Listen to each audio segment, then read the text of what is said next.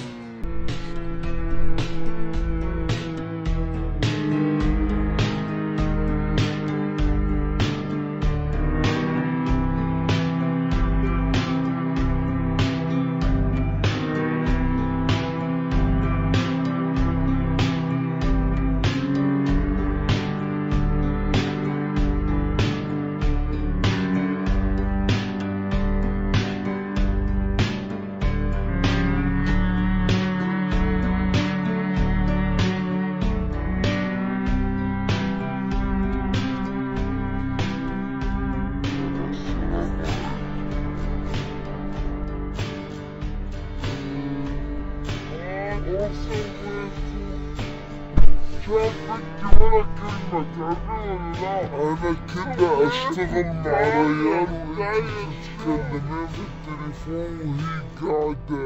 خلاص بدلنا التعب، بس كنت يلا امشي لا تعصبين.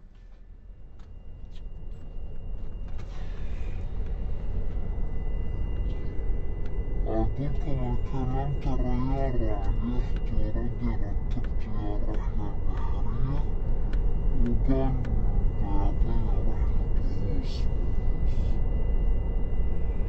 هذا إذا وصلنا إن شاء الله.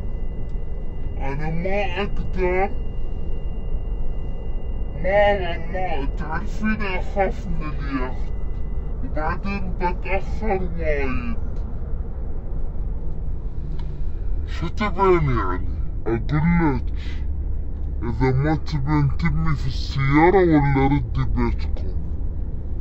هذا كلامك؟ إيه هذا. الحين كنا مرت. كيف تشوف؟ شوف انت ثنتين ما تشوف فيها كيف تطالعنا وكيف تتكلم؟ شو قاعدة تسوين؟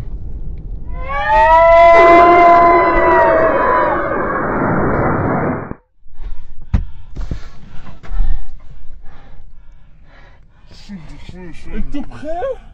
انت بخير؟ لا مش بخير. وقفنا. انا بخير. انت بخير؟ فيكم شيء؟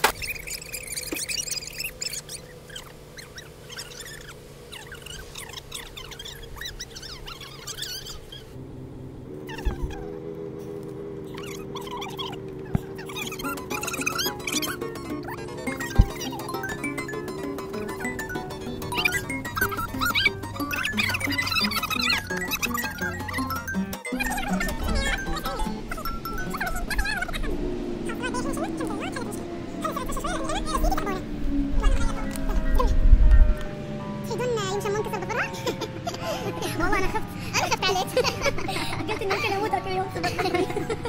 وتحيدون يوم خبرتكم ما اقدر اطلع برا ابو ظبي، بس انتم ما تصدقون كله منك نحاسه. اي والله العظيم. ترى قلت لكم ما اروح. بس اهم شيء تذكرون لما ركبنا في البيك اب وركنا وانا خفت اهلي يشوفوني او حد او انه بترقبه تطلع زين. ها مسخره.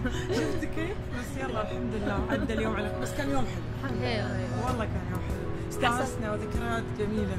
عسى الله لا يفرقنا يا رب. امين ان شاء الله. انتم دائما اصدقاء وربع ان شاء الله يا رب.